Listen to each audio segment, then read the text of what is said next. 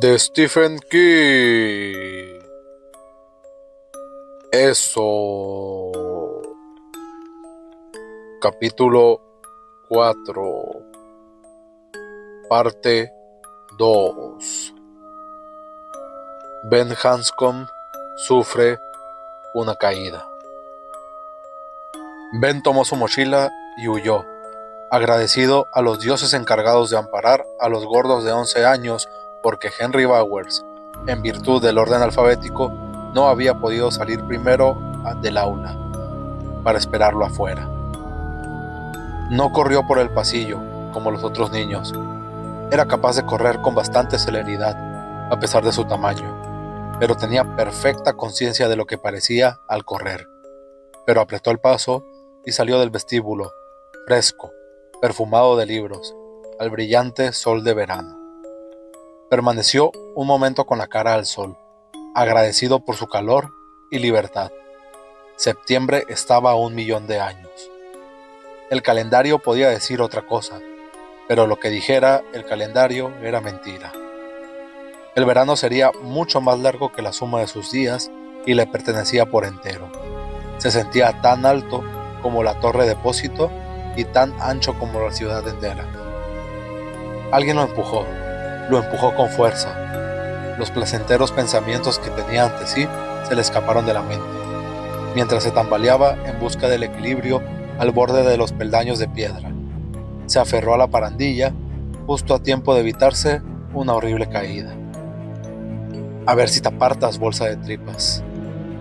Era Victor Chris, peinado con su tupé a lo Elvis, relumbrante de Bile Cream. Bajó los peldaños y caminó hacia el portón de entrada con las manos en los bolsillos de los pantalones, el cuello de la camisa vuelto hacia arriba y tintineantes las hebillas de sus botas.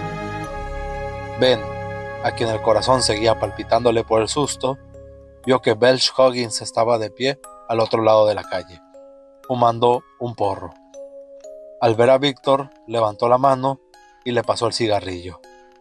Víctor dio una calada, devolvió el cigarro a Belch y señaló a Ben, que ya iba por la mitad de la escalera. Dijo algo y ambos se separaron.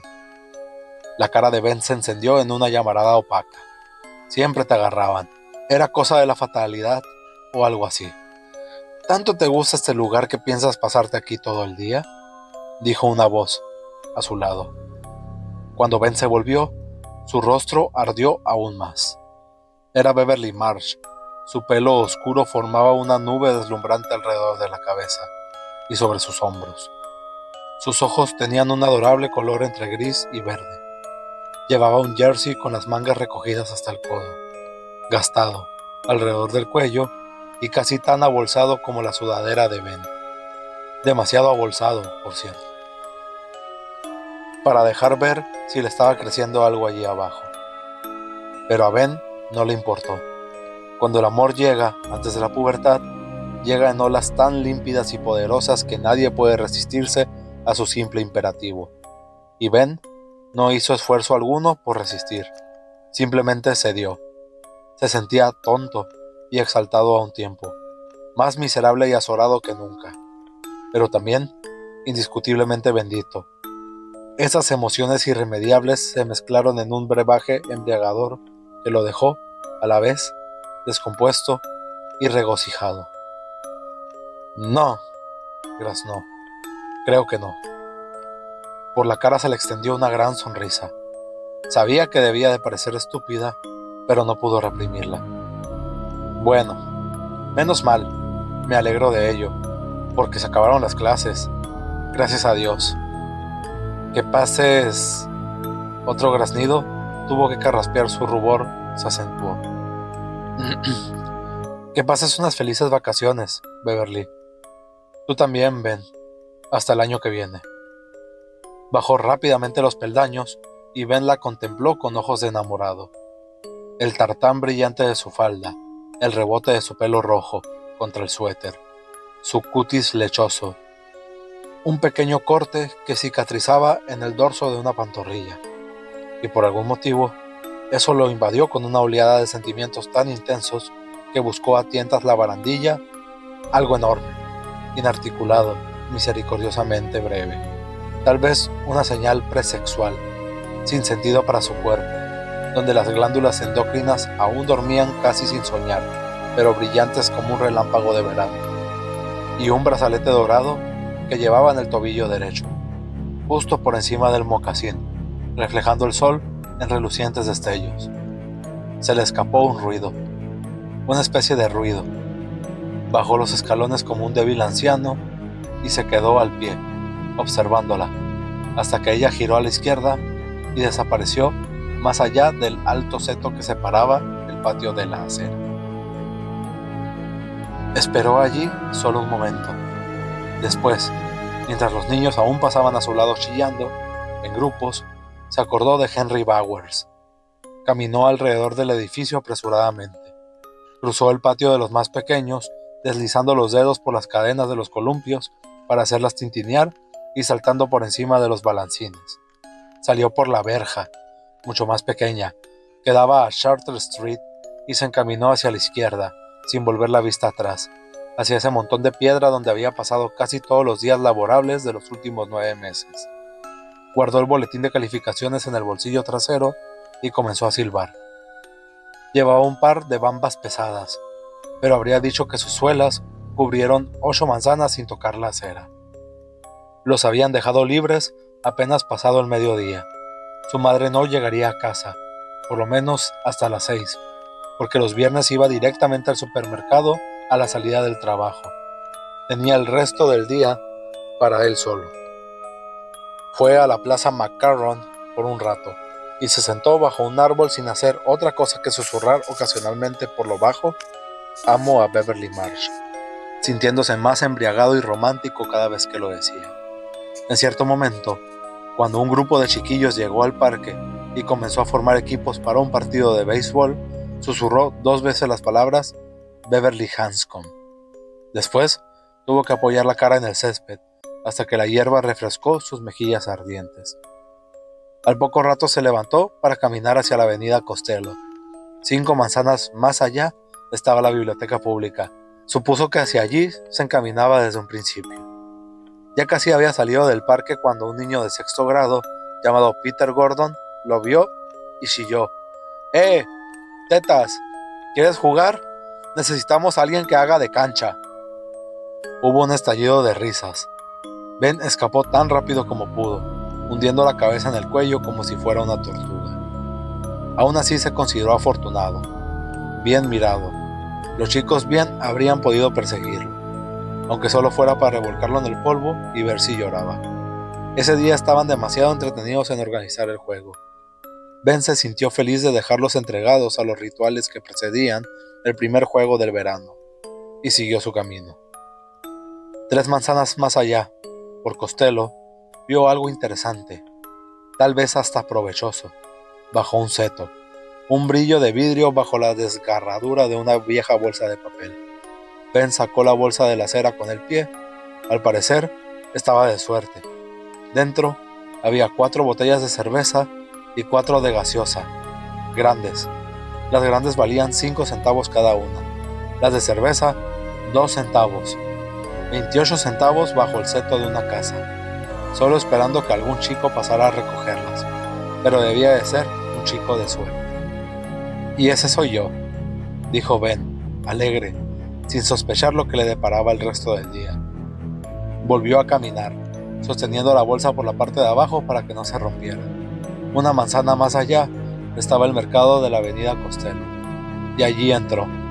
Cambió las botellas por efectivo y la mayor parte del efectivo por golosinas. De pie, ante el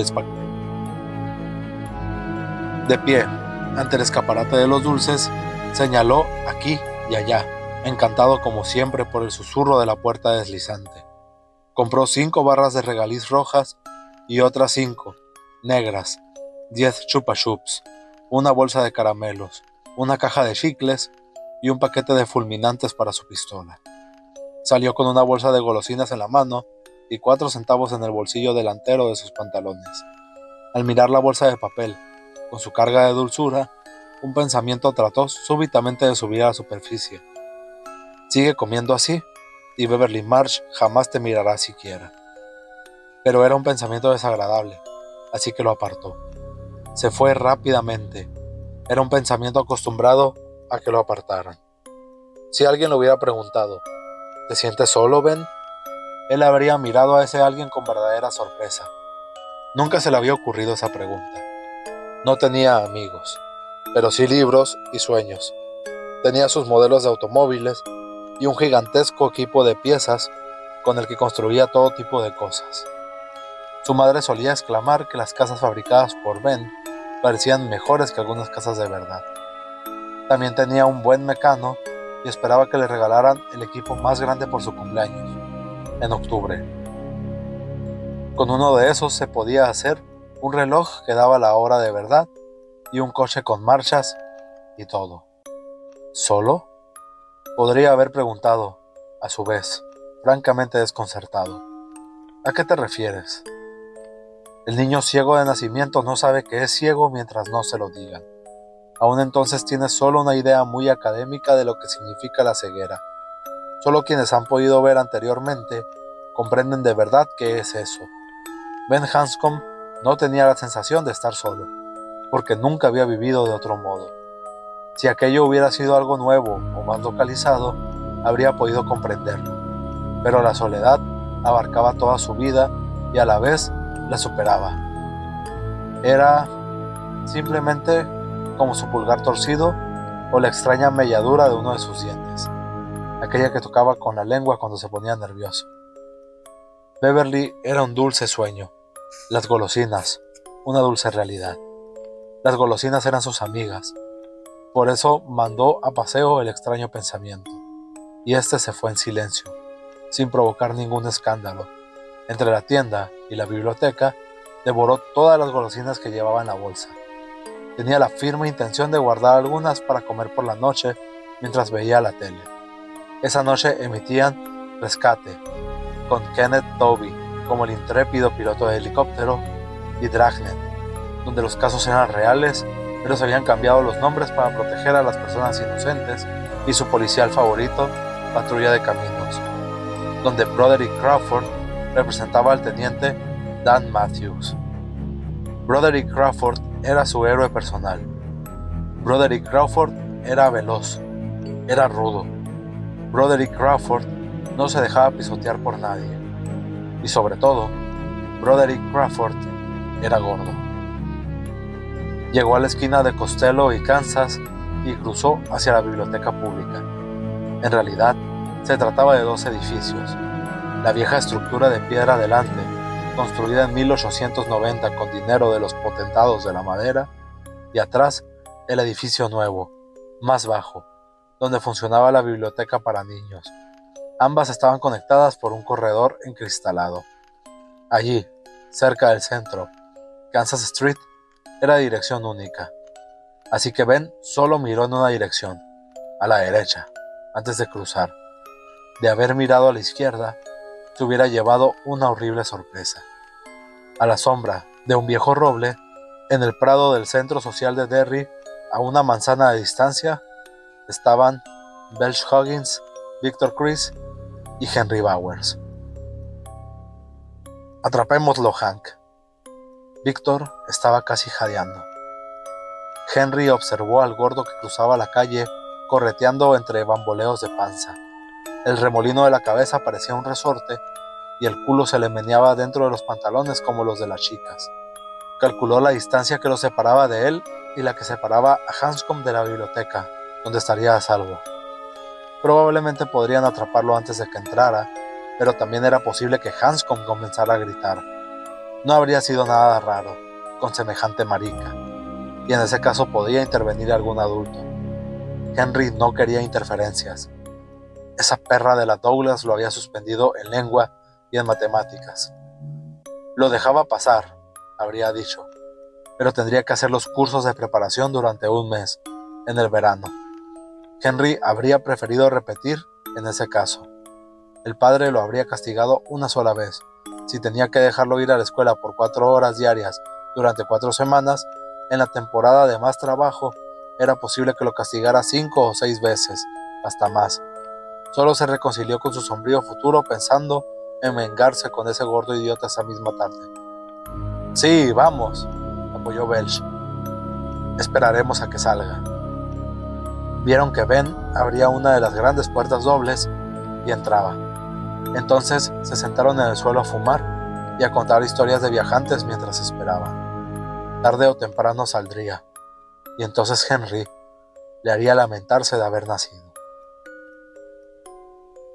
Ben amaba la biblioteca. Amaba su eterna frescura, perceptible aún en los días más calurosos.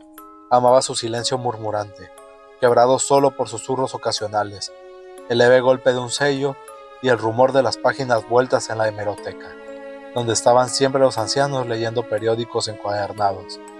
Amaba las características de la luz que caía en diagonal por las ventanas altas y estrechas, por la tarde, o relumbraba en charcos perezosos, arrojados por los globos de luz colgados de cadenas del techo, en los anocheceres de invierno mientras el viento silbaba afuera. Le gustaba el olor de los libros, un olor picante, fabuloso. A veces caminaba por entre las estanterías de los adultos, contemplando aquellos millares de volúmenes, imaginando un mundo de vidas dentro de cada uno. Le gustaba el corredor acristalado que conectaba el edificio viejo con la biblioteca infantil, siempre cálida, aún en invierno, al menos que el tiempo hubiera estado nublado por algunos días. La señora Starrett, jefa de bibliotecarios de esa sección, le había dicho que era resultado de algo llamado efecto de invernadero. A Ben le encantaba la idea. Años más tarde, construiría el centro de comunicaciones de la BBC y las acaloradas discusiones se prolongarían por 1.000.000 de años, sin que nadie supiera, excepto el mismo Ben, que el centro de comunicaciones no era sino el corredor acristalado de la biblioteca pública de Derry, puesto sobre un extremo. También le gustaba la biblioteca infantil, aunque no tenía el sombreado encanto de la antigua, con sus globos y sus escaleras de hierro curvas, demasiado estrechas para que la usaran 2 personas, una siempre tenía que retroceder. La biblioteca infantil era luminosa y soleada, algo más ruidosa, a pesar de los letreros de «Silencio, por favor», colgados por todas partes. El ruido, en gran parte, provenía del rincón de Pooh, donde iban los más pequeños a mirar libros ilustrados. Ese día, cuando Ben entró, acababa de empezar allí la hora de los cuentos. La señora Davis, una bibliotecaria joven y bonita, estaba leyendo Los 3 cabritos. ¿Quién camina trip-trap por mi puente? La señorita Davis hablaba en el tono grave y gruñón del duende del cuento.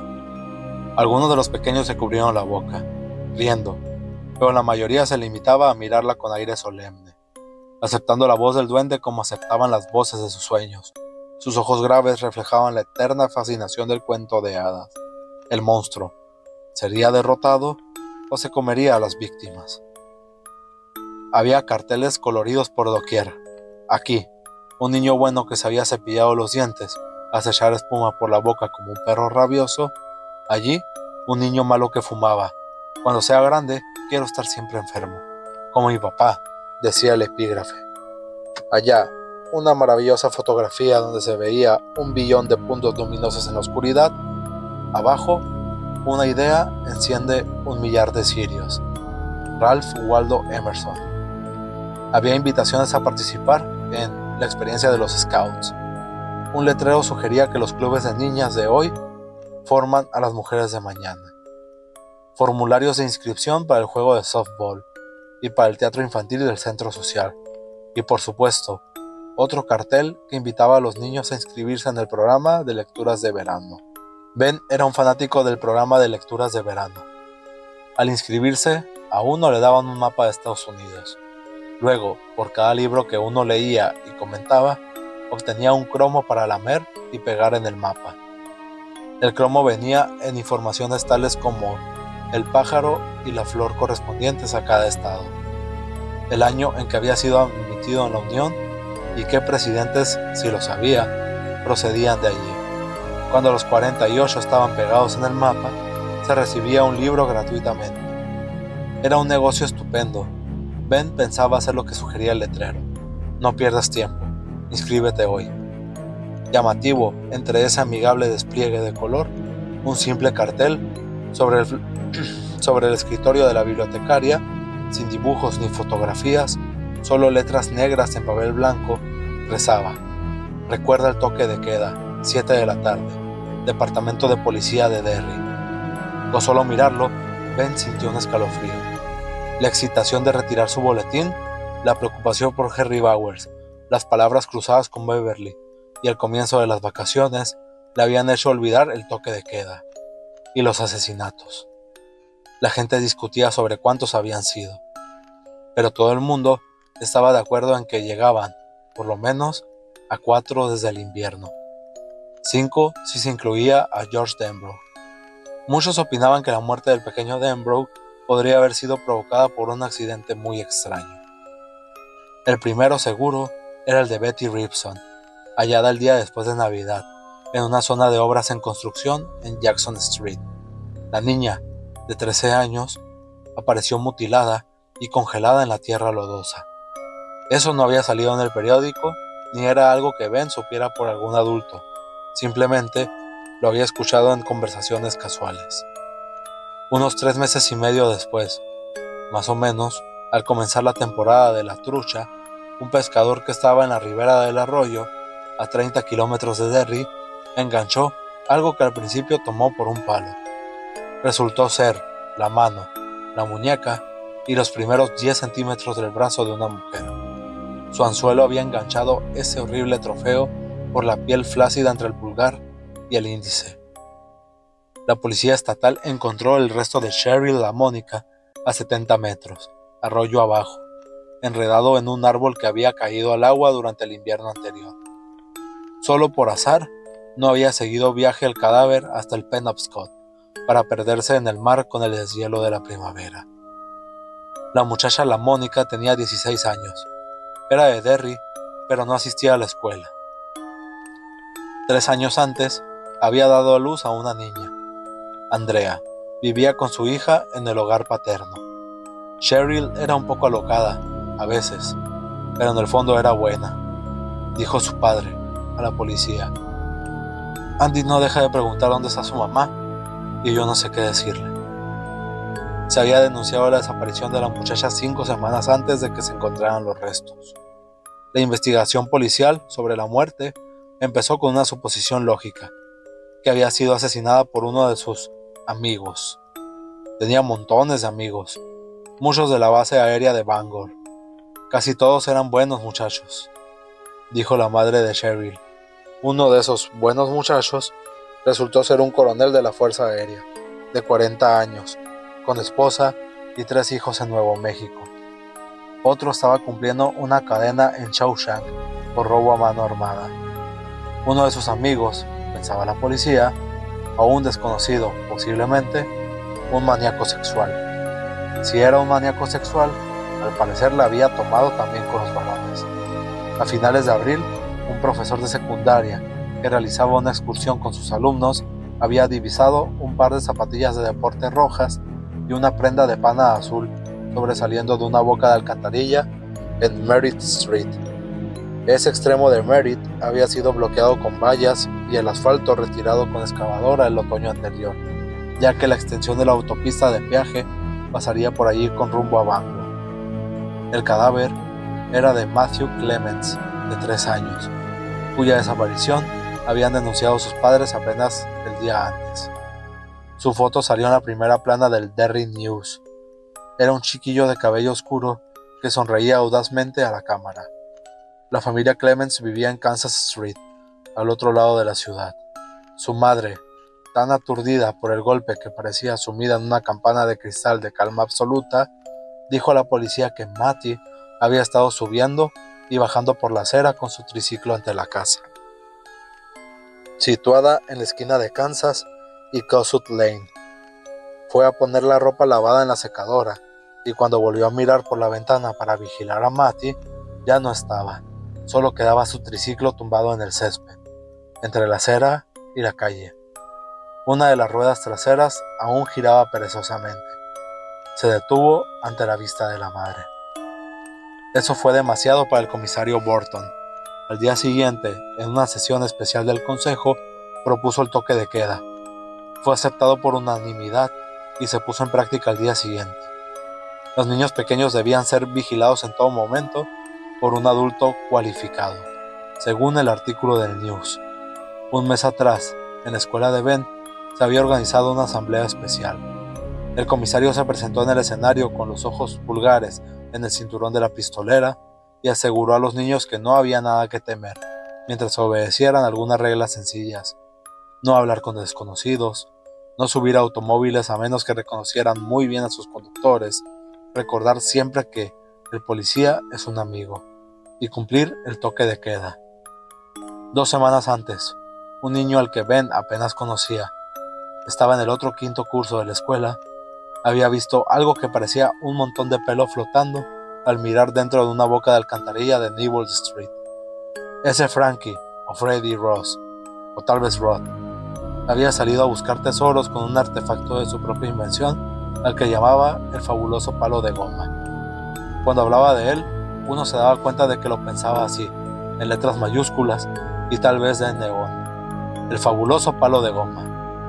Era una rama de haya con una gran bola de chicle pegada en el extremo. En su tiempo libre, Freddy, o Frankie, caminaba por Derry con su artefacto espiando las cloacas y las alcantarillas. A veces veía dinero, casi siempre monedas de 1 centavo, pero a veces de 10 y hasta de 25. Por algún motivo que solo él conocía, se refería a estas últimas con el nombre de monstruos de muelle. Una vez divisado el dinero, Frankie o Freddy y el fabuloso palo de goma entraban en acción. Un toque de la goma, introduciendo el pasillo por la rejilla, y la moneda estaba en su bolsillo. Ben había oído rumores sobre Frankie o Freddy y su palo de goma mucho antes de que el niño apareciera bajo los flashes al descubrir el cadáver de Veronica Grogan. Es un asqueroso, había confiado a Ben en clase un chico llamado Richie Tozier. Tozier era un niño esmirriado que llevaba gafas. Ben pensaba que sin las gafas Tozier vería tan bien como Mr. Magoo. Sus ojos aumentados nadaban tras las gruesas lentes con una expresión de sorpresa perpetua. También tenía enormes incisivos que le habían acarreado el sobrenombre de Rabbit. Estaba en el mismo quinto curso que Freddy o Frankie. Mete ese palo de goma por las alcantarillas todo el día y por la noche masca el chicle de la punta. «¡Oh, Dios! ¡Qué horror!», había exclamado Ben. «Así es, tesoro», dijo Tozier, y se fue. Frankie o Freddy había trabajado con el fabuloso palo de goma a través de la rejilla, convencido de haber encontrado una peluca. Pensaba que quizás podría secarla y regalársela a su madre por su cumpleaños, o algo así. Tras algunos minutos de esfuerzos, cuando estaba por renunciar, una cara flotó en el agua lodosa del desagüe. Una cara con hojas marchitas pegadas a sus blancas mejillas y con fango en sus ojos finos. Freddy o Frankie corrió a su casa, aullando. Veronica Grogan asistía al 4º curso de la escuela religiosa de Newell Street, dirigida por gente a la que la madre de Ben llamaba los cristeros. La sepultaron el mismo día en que debía cumplir 10 años. Después de ese horror más reciente, Arlette Hanscom llamó a Ben una tarde para sentarse con él en el sofá de la sala. Le tomó las manos y lo miró atentamente a la cara. Ben le sostuvo la mirada, algo intranquilo. «Ben», dijo ella por fin, «¿eres tonto?». «No, mamá», replicó Ben, más intranquilo que nunca. No tenía la menor idea de lo que originaba todo eso. No recordaba haber visto nunca tan seria a su madre. «No», repitió ella, «no creo que seas tonto». Luego se quedó callada por un largo rato, sin mirar a Ben, con la vista perdida más allá de la ventana, pensativa. El hijo se preguntó, por un momento, si se habría olvidado de él. Todavía era joven. Tenía solo 32 años, pero el criar solo a un niño le había dejado sus marcas. Trabajar 40 horas semanales en la empaquetadora de Star, en Newport, después de la jornada laboral, cuando el polvo y las hilachas de algodón habían sido demasiado densos, solía toser tanto que Ben llegaba a asustarse. En aquellas noches, pasaba mucho tiempo despierto mirando por la ventana hacia la oscuridad y preguntándose qué sería de él si su madre moría. Sería entonces un huérfano, suponía. Tal vez fuera acogido por la beneficencia estatal. Eso significaba que iría a vivir con granjeros que lo harían trabajar desde el amanecer hasta el anochecer. O tal vez lo enviasen al asilo de Bangor. Trataba de decirse que era una tontería preocuparse por esas cosas, pero no podía dejar de hacerlo. Y tampoco se preocupaba solo por él mismo, sino también por su madre. Era dura su madre, e insistía en salirse con la suya en casi todo, pero era buena. Él la quería mucho. ¿Sabes lo de esos asesinatos?, dijo al fin, mirándolo. Él asintió.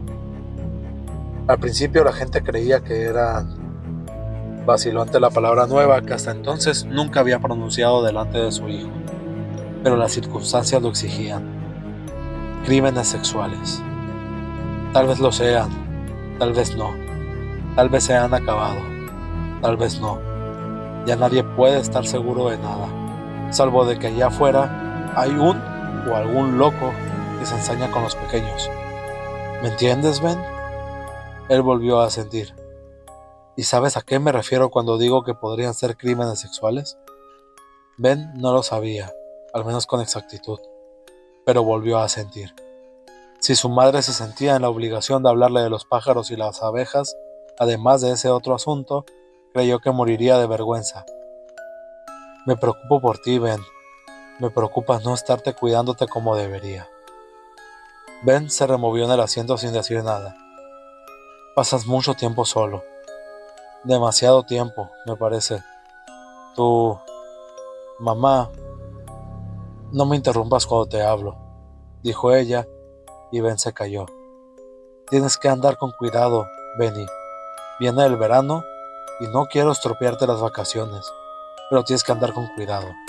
Quiero que estés en casa a la hora de cenar, todos los días. ¿A qué hora cenamos siempre? A las 6 en punto. Exacto. Entonces escucha bien lo que voy a decirte. Si pongo la mesa y te sirvo la leche y todavía no estás lavándote las manos en el baño, cogeré inmediatamente el teléfono y llamaré a la policía para denunciar tu desaparición. ¿Comprendes? Sí, mamá. ¿Y te das cuenta de que hablo muy en serio? Sí. Probablemente resultaría que moleste a la policía por nada, si tuviera que hacerlo. Sé algo de lo que hacen los chicos. Ya sé que, en las vacaciones, se entusiasman con sus proyectos y sus juegos, siguiendo a las abejas hasta las colmenas, jugando a la pelota, pateando latas y cosas por el estilo. Ya ves que tengo una idea bastante aproximada de lo que haces con tus amigos. Ben asintió sobriamente, pensando que si ella ignoraba que él no tenía amigos, probablemente no sabía tanto como creía de su niñez. Pero no se le habría ocurrido decirle semejante cosa ni en 10.000 años de sueños. Ella sacó algo del bolsillo de su bata y se lo entregó.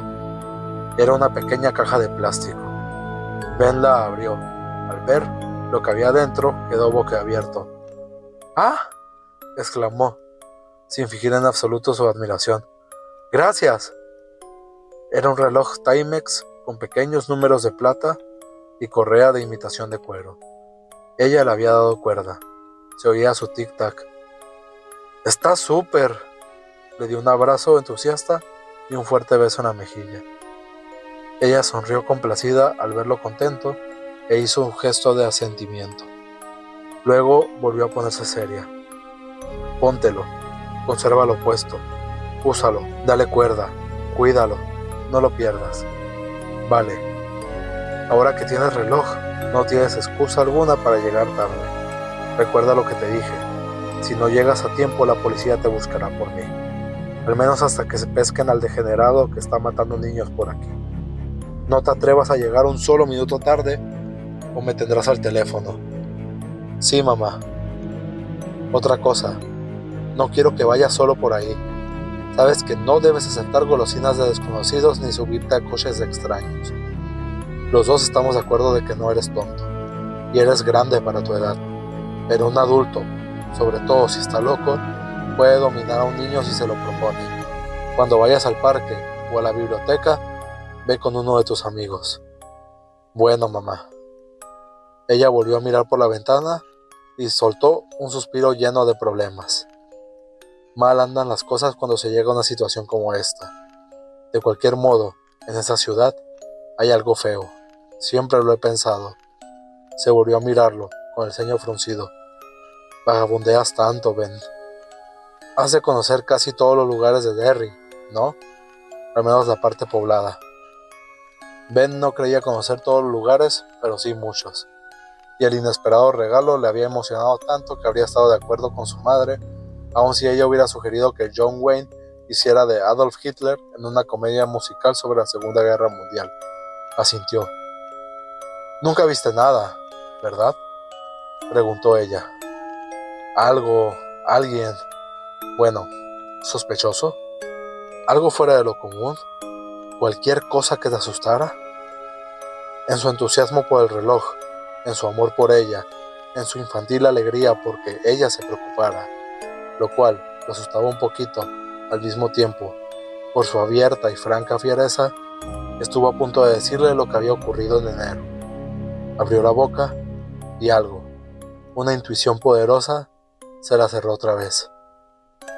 ¿Qué era ese algo exactamente? ¿Intuición? Ni más ni menos que eso. Hasta los niños pueden intuir las responsabilidades más complejas del amor de vez en cuando, y percibir que, en algunos casos, es más bondadoso guardar silencio.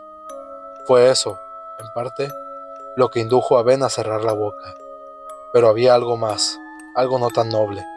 Su madre podía ser dura, podía ser autoritaria. Nunca lo llamaba gordo, sino grande. A veces ampliando, demasiado grande para tu edad. Y cuando había sobras de la cena, con frecuencia se las llevaba donde él estuviera mirando la tele o haciendo sus deberes. Y él las comía, aunque una parte borrosa de su persona se odiaba por hacerlo. Pero no a su madre por ponerle la comida adelante. Ben Hanscom jamás se habría atrevido a odiar a su madre. Dios lo habría fulminado con un rayo. Seguramente, si hubiera sentido, siquiera por un segundo, una emoción tan brutal y desagradecida, y una parte aún más borrosa de sí mismo, el lejano Tíbet de sus pensamientos más profundos, sospechaba los motivos ocultos que llevaban a su madre a administrar esa alimentación constante. ¿Era solo amor maternal? ¿No podría tratarse de otra cosa? No, sin duda. Pero él dudaba, más aún. Ella ignoraba que Ben no tenía amigos. Esa falta de conocimiento le inspiraba desconfianza. No sabía cuál podía ser la reacción de su madre ante lo que le había pasado en enero. Si algo había pasado, volver a las 6 y quedarse en casa no era tan malo.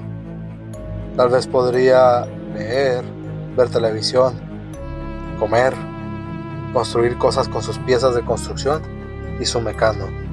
Pero tener que pasarse todo el día en la casa sería muy malo. Y si le contaba lo que había visto o creído ver en enero, era bien posible que ella lo obligara a eso. Así que por variados motivos, Ben se reservó la historia. «No, mamá», dijo, «solo al señor McKeown revolviendo los cubos de basura». Eso la hizo reír. No le gustaba el señor McKeown, que era republicano, además de cristero. Esa risa cerró el tema. Esa noche, Ben permaneció despierto hasta tarde, pero no porque lo asolara la idea de quedar desamparado y sin padres en un mundo duro. Se sentía amado y seguro, tendido en su cama, a la luz de la luna que entraba por la ventana y se volcaba en el suelo y en la cama. De vez en cuando se acercaba al reloj el oído para percibir su tic-tac y a los ojos para admirar su fantasmal esfera. Por fin se quedó dormido. Entonces soñó que estaba jugando al béisbol con los otros niños en la parcela vacante tras el aparcamiento de camiones de Tracker Hermanos.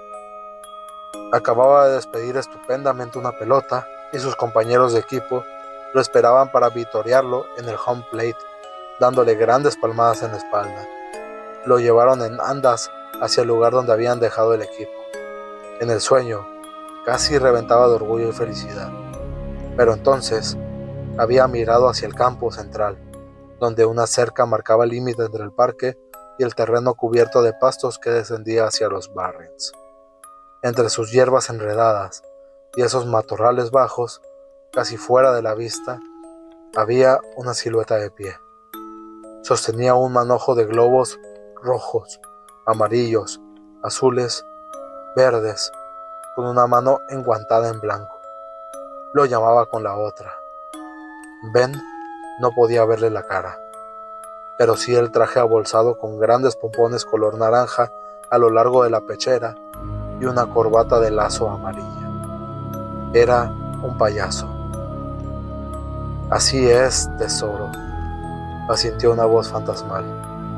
A la mañana siguiente, al despertar, Ben había olvidado el sueño, pero su almohada estaba húmeda al tacto, como si hubiera llorado durante la noche.